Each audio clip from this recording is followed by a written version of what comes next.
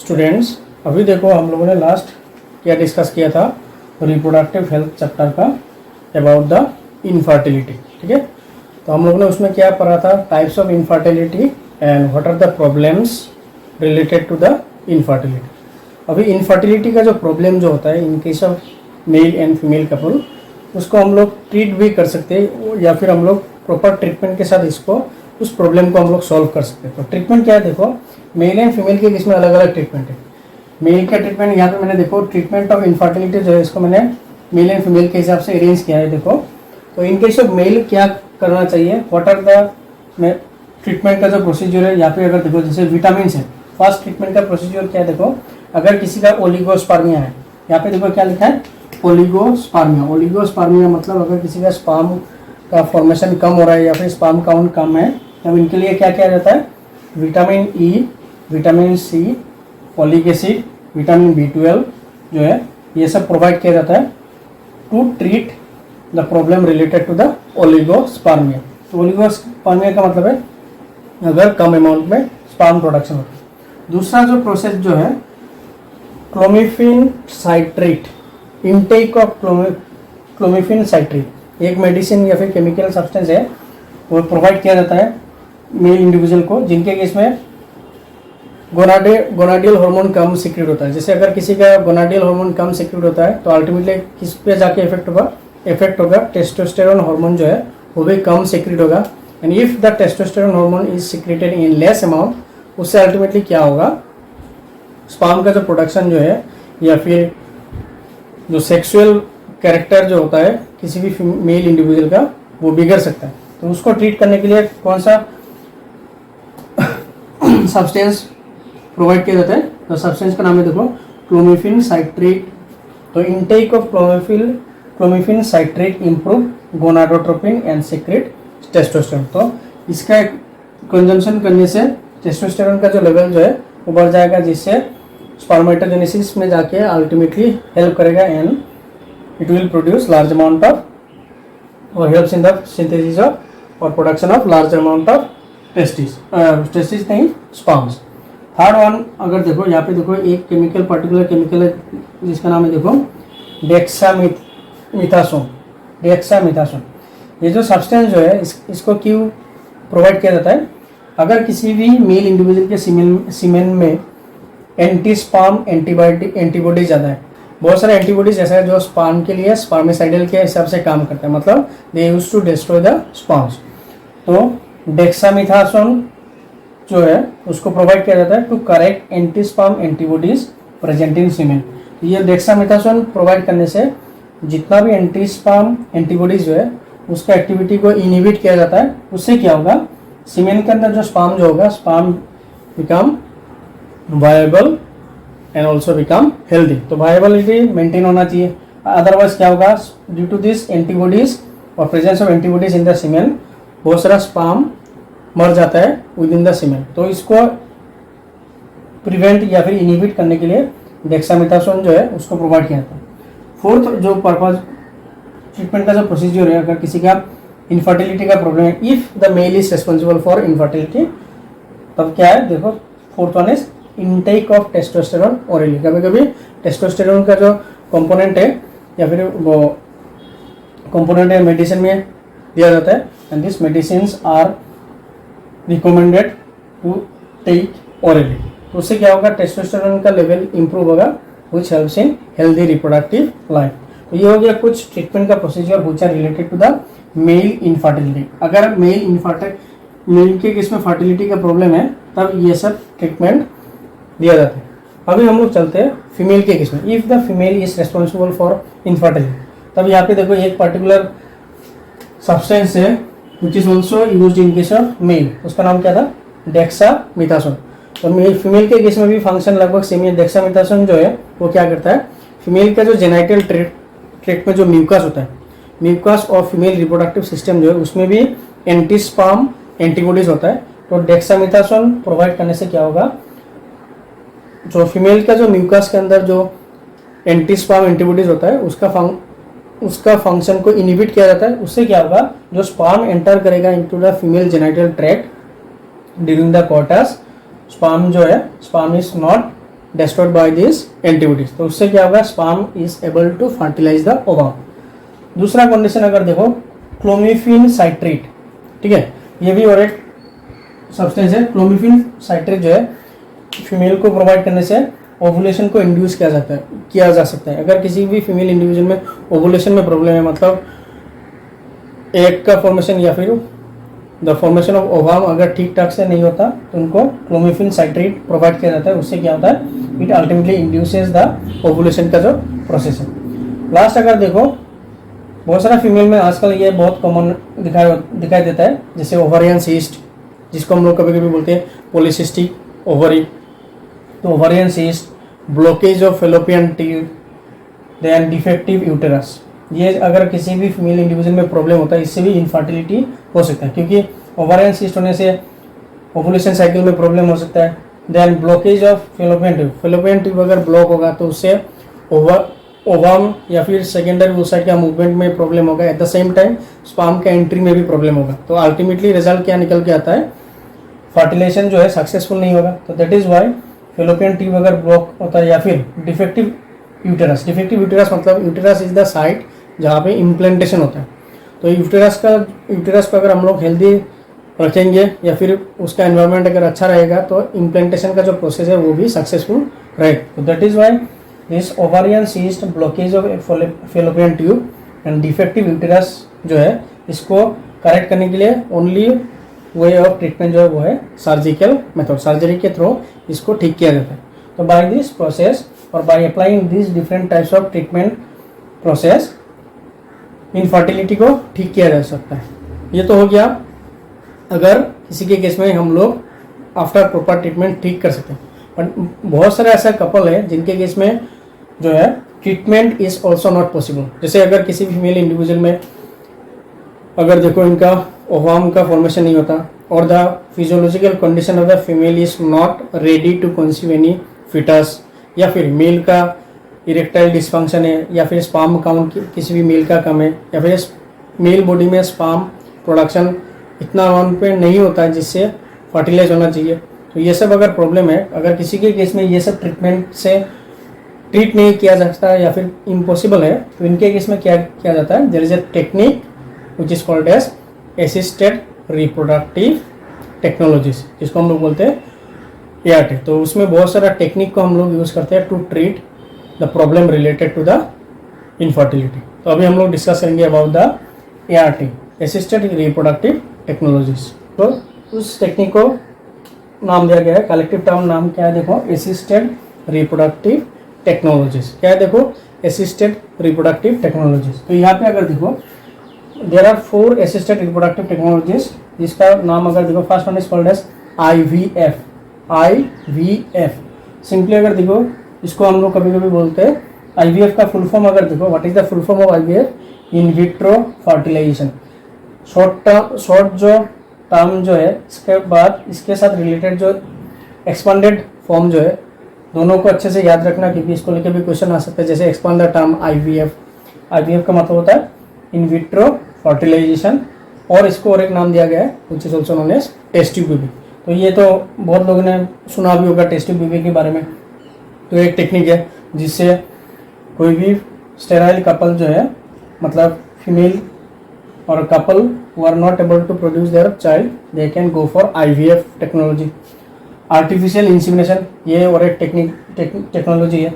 इसमें तो आर्टिफिशियल इंसिमिनेशन मतलब यहाँ पे देखो, अगर कोई भी male individual is not able to inseminate, मतलब स्पर्म रिलीज नहीं कर पाता into the female genital tract due to abnormality in physiological condition, या फिर लो स्पर्म काउंट, या फिर सिंपली बोल सकते हैं द इरेक्टाइल डिस्फंक्शन की वजह से अगर ठीक तरीके से स्पर्म प्रॉपरली इंसेमिनेट या फिर रिलीज नहीं कर पाता, तब उसके केस में आर्टिफिशियल इंसेमिनेशन को यूज़ किया जाता है। आर्टिफिशियल इंसेमिनेशन मतलब सिंपली स्पर्म जो है, स्पर्म को फीमेल बॉडी में ट्रांसफ़र किया जाता है।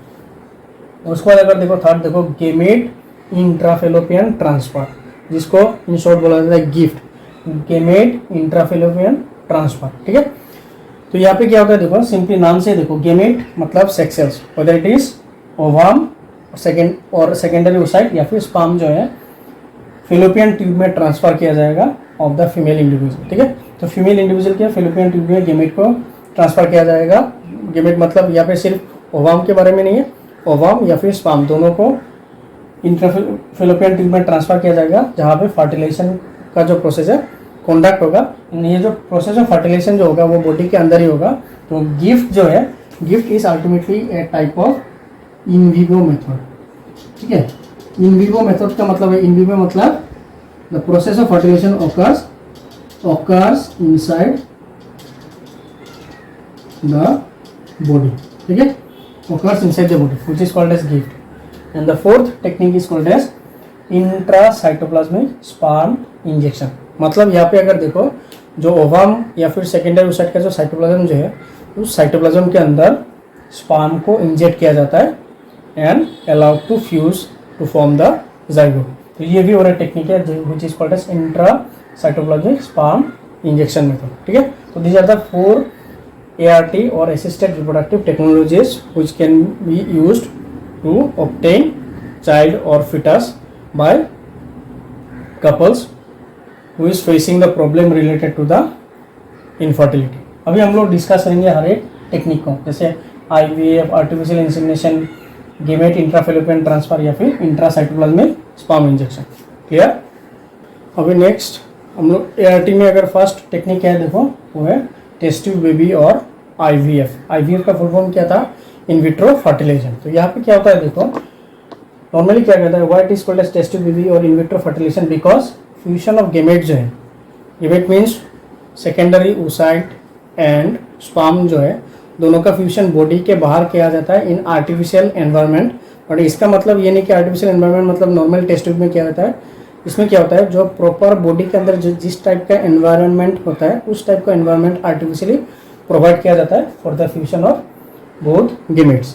तो यहाँ पे देखो fusion of gametes carried outside the body in artificial condition and that is why ये बॉडी के बाहर आर्टिफिशियली किया जाता है। दैट इज वाई इसका और एक नाम अगर देखो in vitro fertilisation. In vitro मतलब है आर्टिफिशियल कंडीशन में अगर किया जाता है, वो भी बॉडी के बाहर, then it is called as in vitro fertilisation. Clear? अभी देखो ये जो IVF या फिर टेस्ट ट्यूब बेबी का जो प्रोसेस जो है, ये कैसे किया जाता है। यहाँ पे देखो प्रोसेस अगर देखो, यहाँ पे प्रोसेस में क्या है देखो, in case of this technique sperm जो है, sperm may be collected from husband और फ्रॉम द डोनर। सपोज मान लो कि if the husband is able to produce proper amount of sperm then it is okay. अगर sperm के case में if the male individual is मतलब sterile जो है, स्टेराइल मीन्स सिंपली मान लो कि स्टेराइल का मतलब यहाँ पे ये नहीं कि स्पर्म प्रोडक्शन नहीं होता। If male is not able to produce और the husband is not able to produce proper amount of sperm, तो स्पर्म कहाँ से कलेक्ट किया जाता है? From the healthy donor, donor के बॉडी से कलेक्ट किया जाता है। At the same time if the wife is not able to produce ovum, तब डोनर से लिया जाएगा। ठीक है, अगर wife is healthy and able to produce ovum, तब वाइफ का ही ओवम कलेक्ट किया जाएगा। अभी क्या किया जाता है, बोथ स्पर्म एंड ओवम को आर्टिफिशियली फ्यूज किया जाता है। आफ्टर फ्यूजन क्या बनता है देखो, जाइगोट बनता है।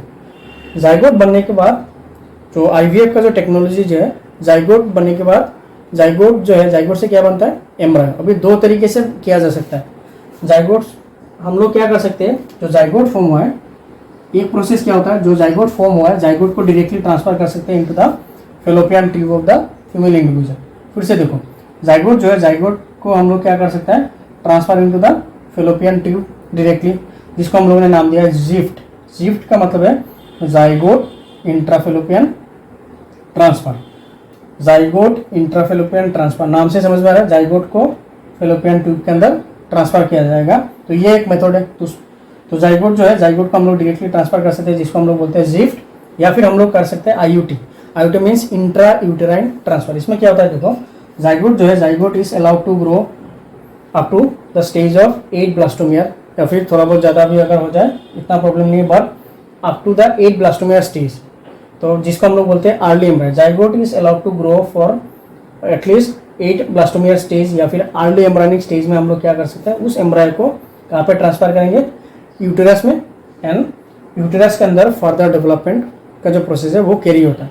तो अगर हम लोग जाइगोट से एम्ब्रायो को डेवलप कर लेते हैं अर्ली एम्ब्रायो, देन उस अर्ली एम्ब्रायो को अगर हम लोग यूटेरस में ट्रांसफर करते हैं, देन उस टेक्नोलॉजी, उस प्रोसेस को हम लोग क्या नाम दिया, उस प्रोसेस को हम लोगों ने नाम दिया intra uterine transfer.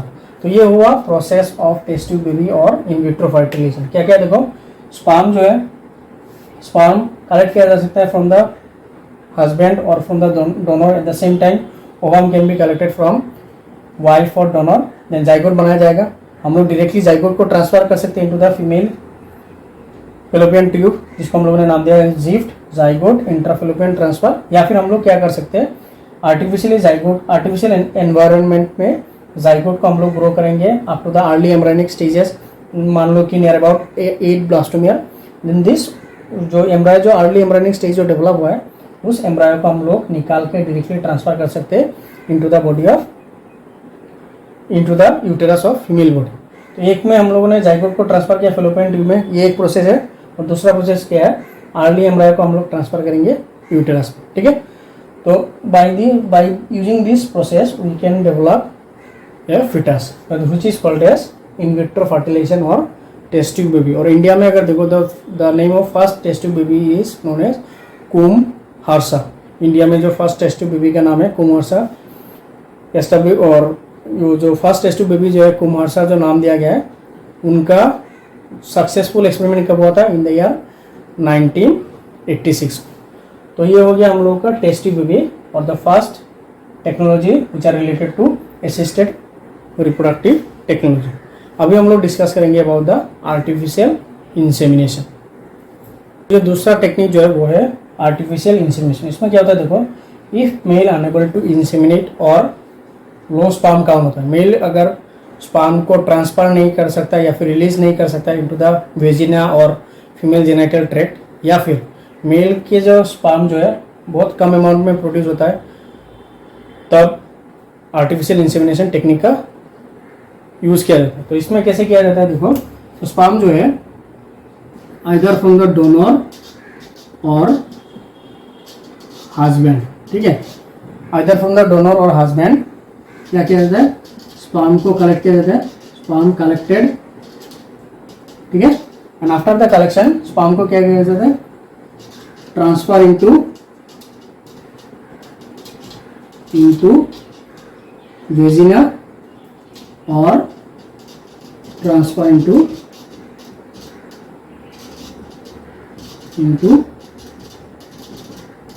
Uterus directly. तो स्पर्म जो है, स्पर्म में भी कलेक्टेड फ्रॉम डोनर और हस्बैंड। अगर हस्बैंड के केस में स्पर्म काउंट बहुत कम होता है या फिर sperm is not able to fertilise the ovum, तब डोनर से कलेक्ट किया जा सकता है। And then the sperm is collected from the either from the donor और हस्बैंड। अगर हस्बैंड से कलेक्ट किया जाता है, कम से कम 1 मिलियन स्पर्म होना चाहिए। उस 1 मिलियन स्पर्म को आइदर डायरेक्टली कहाँ पे इंजेक्ट कर सकते हैं या फिर रिलीज कर सकते हैं, वेजाइना के अंदर, या फिर ट्रांसफर इनटू द यूटेरस। अभी ये जो स्पर्म जो है, male unable to inseminate sperm, मतलब अगर किसी का इरेक्टाइल डिस्फंक्शन है, जिसको हम लोग बोलते हैं इम्पोटेंसी, मतलब पेनिस जो है, penis is not able to hold erect nature during the sexual course, तब क्या होगा, स्पर्म रिलीज होने के बाद भी प्रॉपरली वेजाइना के अंदर या फिर फीमेल जेनिटल ट्रैक्ट के अंदर रिलीज नहीं हो पाता। तो उससे क्या होता है, स्पर्म का जो वाइबिलिटी अगर होगा भी, वो फीमेल जेनिटल ट्रैक्ट के अंदर प्रॉपरली डिपॉजिट नहीं होता या फिर रिलीज नहीं होता। उससे क्या होता है, स्पर्म जो है आफ्टर फ्यू आवर्स और आफ्टर विदिन 1 और 2 डेज स्पर्म का जो वाइबिलिटी है वो भी खत्म हो जाता है। तब जाके ये आर्टिफिशियल इंसेमिनेशन किया जाता है। उससे क्या होता है, स्पर्म को डायरेक्टली फीमेल जेनिटल ट्रैक्ट, मतलब इधर वेजाइना में ट्रांसफर कर सकते हैं या फिर हम लोग यूटेरस में ट्रांसफर कर सकते हैं। अभी यहाँ पे देखो, ये जो आर्टिफिशियल इंसेमिनेशन जो है, आर्टिफिशियल इंसेमिनेशन जो है, इसको हम लोग 2 तरीके से नाम दे सकते हैं। One is called as AID, another one is called as AIH। तो इसका मतलब क्या है, ये जो AID और AIH जो लिखा है, ये किसके ऊपर बेस करके है, based on the source of sperm. AID का मतलब है आर्टिफिशियल इंसेमिनेशन डोनर। अगर डोनर से हम लोग स्पर्म को कलेक्ट करते हैं, then it is called as artificial insemination donor और AID, and AI means artificial insemination husband. ये दो तरीके से हम लोग कर सकते हैं। तो ये जो टर्म जो दिया गया है AID या फिर AIS is ultimately based on the source of sperm. तो कहाँ से स्पर्म का कलेक्शन होता है, और ये और भी वायबल होता है अगर स्पर्म का काउंट बहुत ज़्यादा होता है। तो ये जो प्रोसेस या फिर टेक्निक जो है it is one of the most simplest technique है, जिसमें क्या जाता है एक इलास्टिक या फिर फ्लेक्सिबल पॉलीथीन ट्यूब के थ्रू स्पर्म को डायरेक्टली फीमेल बॉडी में ट्रांसफ़र किया जाता है। तो ये हो गया हम लोगों का आर्टिफिशियल इंसेमिनेशन। तब कब किया जाता है, if the male is unable to inseminate, मतलब अगर स्पर्म प्रॉपर्ली रिलीज नहीं कर सकता into the female genital tract, या फिर कोई भी मेल इंडिविजुअल के बॉडी के अंदर स्पर्म का जो काउंट है अगर बहुत कम है, तब भी ये आर्टिफिशियल इंसेमिनेशन टेक्निक यूज़ किया जा सकता है। तो ये हो गया हम लोगों का आर्टिफिशियल इंसेमिनेशन। अभी जो थर्ड टेक्निक है वो है which is called as GIFT gamete intrafallopian transfer. अभी देखो नेक्स्ट टेक्निक जो है वो है गेमेट इंट्राफेलोपियन ट्रांसफर, जिसको हम लोगों ने नाम दिया गिफ्ट। तो ये कब होता है, गिफ्ट के केस में यहाँ पे समझो अच्छे से, नाम देखो गिफ्ट मतलब गेमेट इंट्राफेलोपियन ट्रांसफर, मतलब गेमेट को ट्रांसफर किया जाता है कहाँ पे, फेलोपियन ट्यूब में। क्योंकि फेलोपियन ट्यूब में ट्रांसफर क्यों किया जाता है, मैं बार बार यहाँ पे यूज़ कर रहा हूँ, because fallopian tube is the site of fertilisation. तो यहाँ पे देखो कब ये किया जाता है जनरली, इफ द वाइफ और the body of wife is not able to conceive any foetus. Wife का जो बॉडी अगर एक फिटस को कैरी करने के हालत में नहीं है, तब ये गिफ्ट प्रोसेस को ज़्यादातर यूज़ किया जाता है। इसमें क्या होता है देखो, वाइफ के बॉडी से ओवम को कलेक्ट किया जाता है, या फिर डोनर से भी ओवम को लिया जा सकता है, ठीक है। तो जो ओवम जो है इट में बी कलेक्टेड फ्रॉम वाइफ और फ्रॉम द डोनर, क्लियर। अभी स्पर्म जो है, sperm also collected from either from the husband if the husband is healthy, और इट में collected from the donor if the husband is not healthy, ठीक है।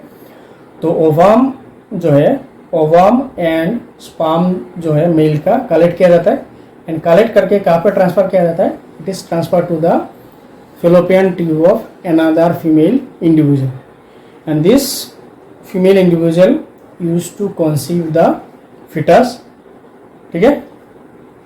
तब जाके ये जो प्रोसेस जो है किया जाता है। तो यहाँ पे अगर देखो गिफ्ट कैसे किया जाता है, इसमें क्या होता है, ओवम जो है, ओवम एंड स्पर्म, ठीक है, collected,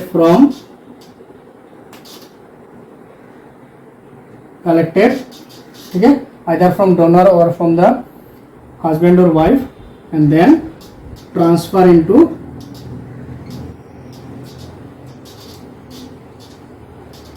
fallopian tube of another female, ठीक है, not in the wife, in the body of wife. Simply क्या what is the process, step wise अगर देखो, ओवम एंड स्पर्म कलेक्ट किया जाता है, एंड उस स्पर्म एंड ओवम को डायरेक्टली ट्रांसफर किया जाता है कहाँ पे, into the body of fallopian, into the body of another female, कहाँ पे, generally in the fallopian tube of another female, and then क्या किया जाता है, फर्टिलाइजेशन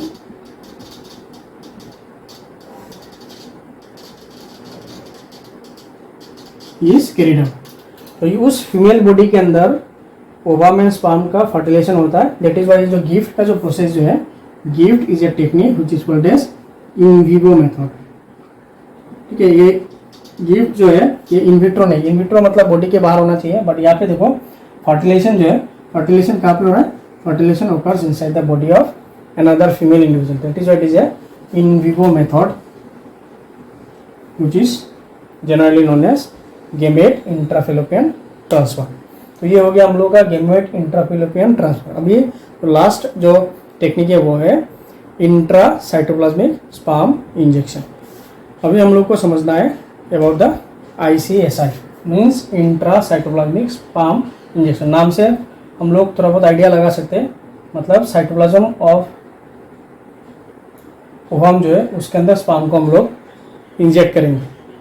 साइटोप्लाज्म में ओवम मतलब जिसको हम लोगों ने नाम दिया है ऊप्लाज्म। ऊप्लाज्म में स्पर्म को ट्रांसफर किया जाता है या फिर इंजेक्ट किया जाता है।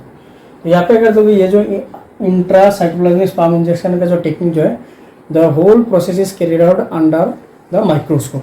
ठीक है, माइक्रोस्कोप में जब यूज किया जाता है तब तो ओवम को होल्ड किया जाता है with the help of micropipette. Micropipette से ओवम को होल्ड करके रखा जाता है।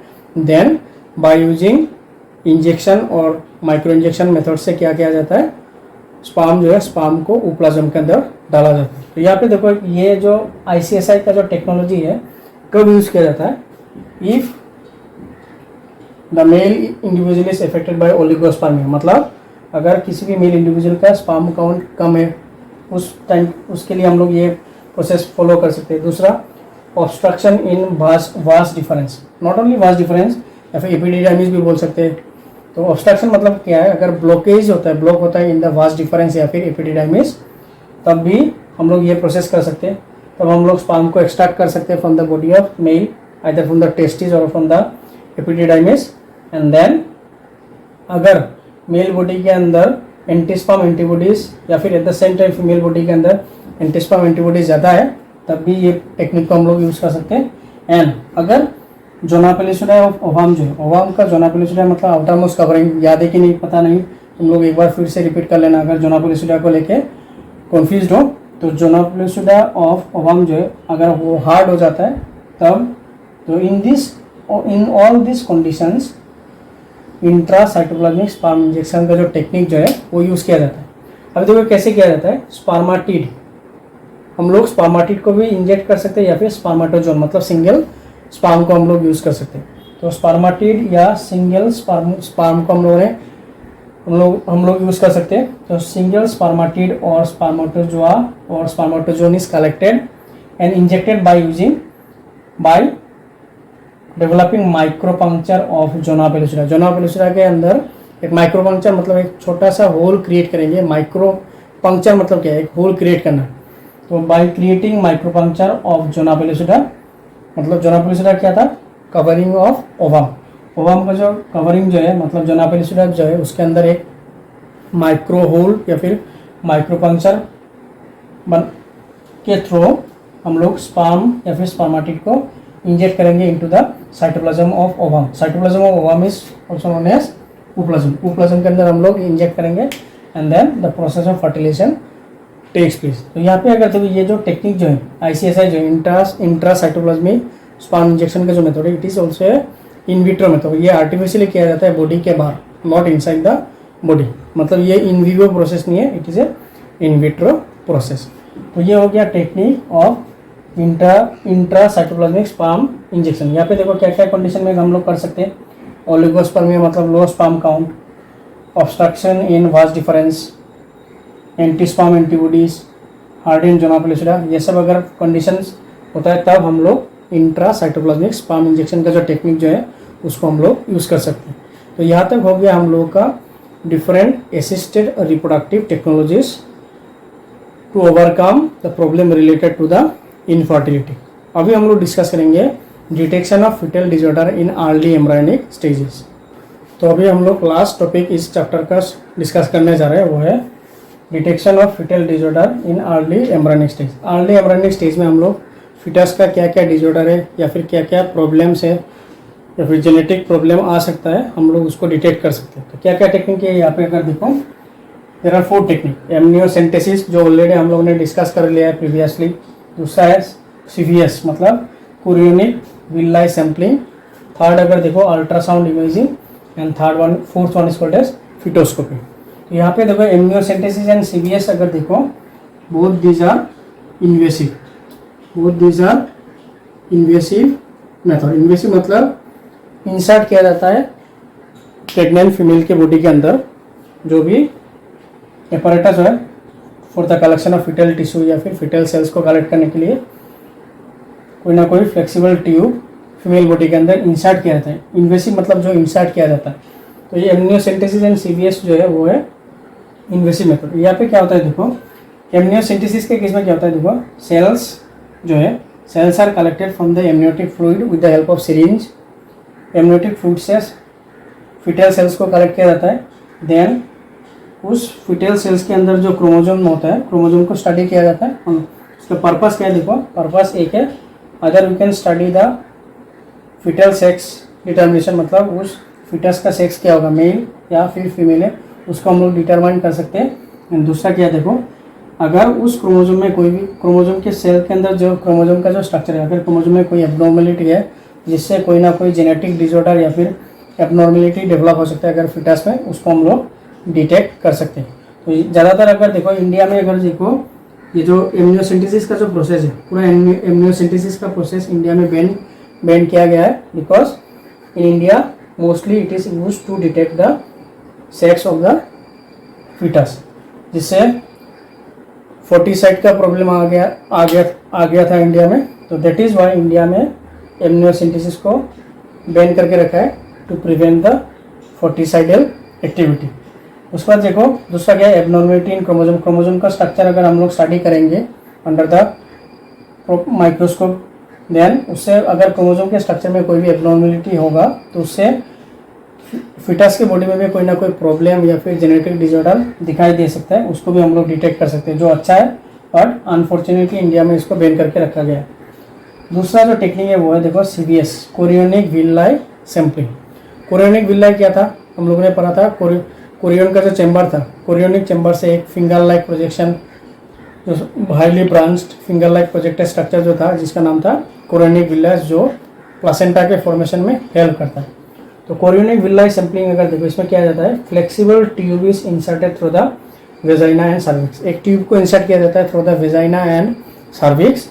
इंसर्ट करने के बाद उस कोरियोनिक विलाई से फिटल टिश्यू को कलेक्ट किया जाता है। कोरियोनिक विलाई जो है, कोरियोनिक विलाई से फिटल टिश्यू को कलेक्ट किया जाता है, then it is use for karyotyping. Karyotyping मतलब उसका क्रोमोजोम को या फिर सेलुलर कंपोनेंट को स्टडी किया जाता है। If they are any kind of abnormality is present and it can be detected by using this chorionic villi sampling. फिर से मैं रिपीट करता हूँ, फ्लेक्सिबल ट्यूब को इंसर्ट किया जाता है through vagina and cervix, then fetal tissue को कलेक्ट किया जाता है, देन यूज फॉर कैरियोटाइपिंग मतलब उसका क्रोमोजोम स्टडी किया जाता है to check the abnormality in chromosome structure. उसके बाद जो थर्ड जो टेक्निक है वो है अल्ट्रासाउंड इमेजिंग, जिसको हम लोगों ने कॉमनली एक नाम दिया हुआ है, ये सबको पता है, which is called as sonography. हम लोग सिंपली इसको सोनोग्राफी के नाम से जानते हैं। हम लोग बोलते कि नहीं सोनोग्राफी करवाया है। तो सोनोग्राफी जो है अल्ट्रासाउंड इमेजिंग के थ्रू फिटस का जो पोजीशन जो है उसको हम लोग जान सकते हैं, फिटस का कितना ग्रोथ हुआ है, फिटस में फिटस का जो पोजीशन है इन the body of female individual या फिर मदर के बॉडी के अंदर फिटस का पोजीशन कैसा है। तो इमेजिंग के थ्रू हम लोग उसको जान सकते हैं by developing ultrasound imaging. And the last technique जो है वो है फिटोस्कोपी। फिटोस्कोपी में क्या किया जाता है, एक थिन ट्यूब इंसर्ट किया जाता है through the vagina and cervix, जिसमें वीविंग स्कोप रखा फिट किया जाता है। वीविंग स्कोप मतलब जो एक सिंपली मान लो कि कैमरा जैसा जो फीमेल का जो बॉडी के अंदर मतलब यूटेरस के अंदर का जो स्ट्रक्चर जो है उसका एक प्रॉपर इमेज प्रोवाइड कर सके। तो एक thin tube with viewing scope जो है inserted into uterus, then fetus का जो प्रॉपर व्यू जो है उस व्यूइंग स्कोप के थ्रू हम लोगों को मिल जाता है। तो उससे फिटस का ग्रोथ, फिटस का कोई एबनॉर्मेलिटी जो है हम लोग आइडेंटिफाई या फिर डिटेक्ट कर सकते हैं। तो ये हो गया, these are the techniques to detect the fetal disorder in early embryonic stages। तो यहाँ तक था chapter number 4 which is called reproductive health। अभी हम लोग नेक्स्ट लेक्चर से स्टार्ट करेंगे चैप्टर नंबर 5, वो है principle of inheritance and variation.